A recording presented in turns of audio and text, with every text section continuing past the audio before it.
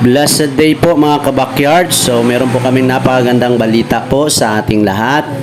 Ang Diyos Carrot Calamansi at Kamote Calamansi Juice po ay available na po sa ating munisipyo sa Negosyo Center Matalam.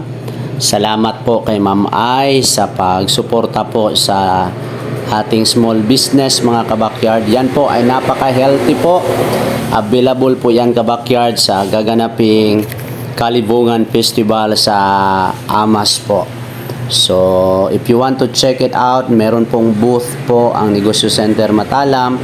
At kung gusto niyo din pong mag-order, just please message us.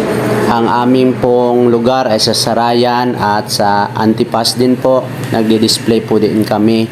So, if you want to drink or if you want a healthy drink, just message us para po makasupply kami sa inyo at makapagbigay po. Yan po ay fresh po na mga gulay like carrots and then kamote leaves with fresh calamansi. So yan yung baby namin. Napaka matulungin. Gusto na niyang tumulong.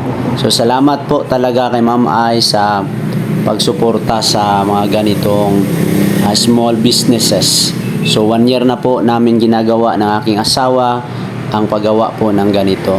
So nag-signing na po kami at nagbayad din si Ma'am.